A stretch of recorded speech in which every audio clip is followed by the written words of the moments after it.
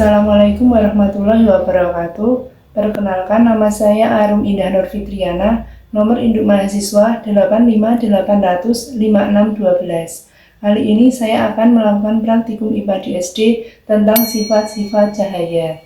Alat dan bahan yang perlu kita siapkan yang pertama yaitu tabel pengamatan, penggaris, busur. Untuk ruang celah saya menggunakan sisir, lilin, korek api, senter, cermin cembung, cermin datar, cermin cekung. Ini untuk layar saya menggunakan kertas putih dan alat tulis. Percobaan pertama, kita akan melakukan percobaan tentang pemantulan pada cermin datar. Pertama, kita siapkan cermin datar, lalu kita taruh celah yaitu sisir di tengah-tengah, lalu senter. Setelah itu kita hidupkan. Di sini kita dapat melihat cahaya dapat menembus celah-celah. Kita dapat mengamati bahwa sinar yang datang itu sama dengan sinar yang dipantulkan. Atau dapat kita ambil kesimpulan bahwa I itu sama dengan R yang membentuk sudut yang sama besar antara sinar datang dan sinar pantul. Percobaan kedua, kita akan membuktikan hukum Snellius yang menyatakan bahwa besarnya sinar datang itu sama dengan sinar pantul.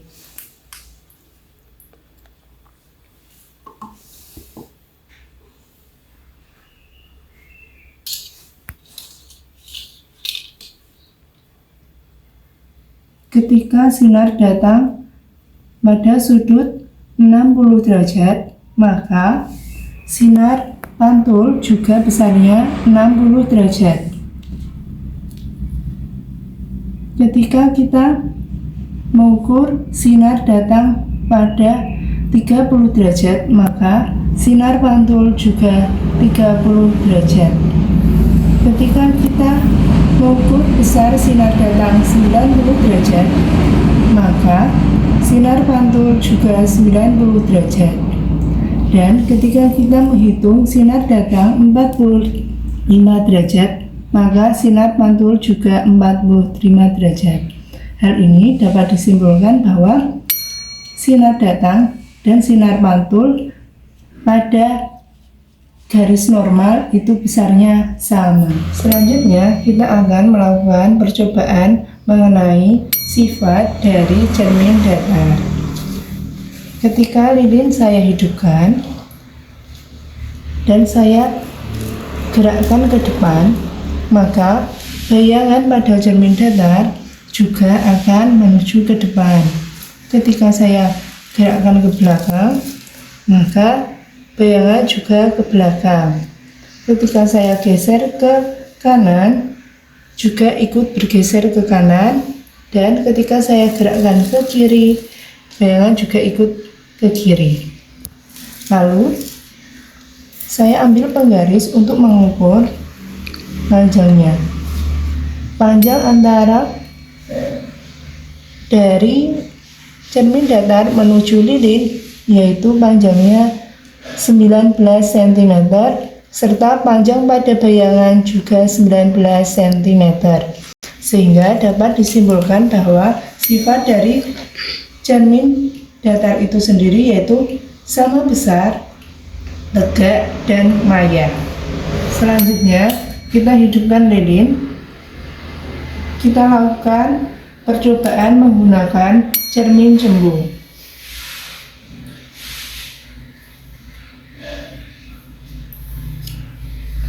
Kita dapat mengamati apabila cermin cembung didekatkan pada lilin, maka cahaya akan dipantulkan dan sinar pantul akan menyebar.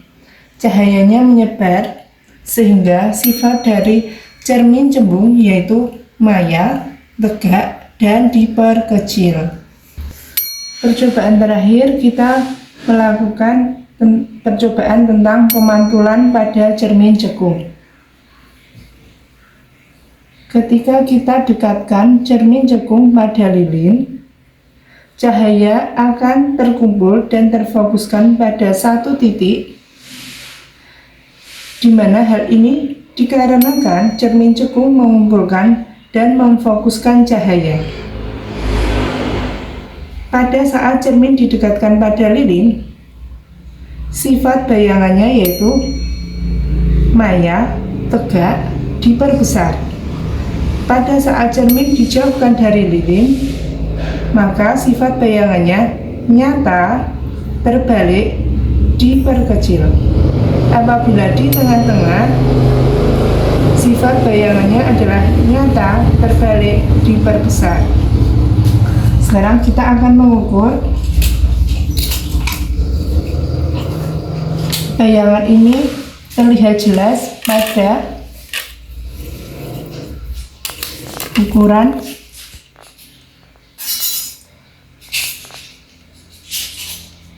dari layar menuju benda itu sekitar 16 cm, sedangkan dari benda menuju ke cermin sekitar 8 cm. Kita jauhkan lagi, masih terlihat bayangan dari layar menuju ke lilin 16 cm dan benda ke cermin 18 cm. Sekarang kita jauhkan sampai tidak terlihat hilang. Ini pada jarak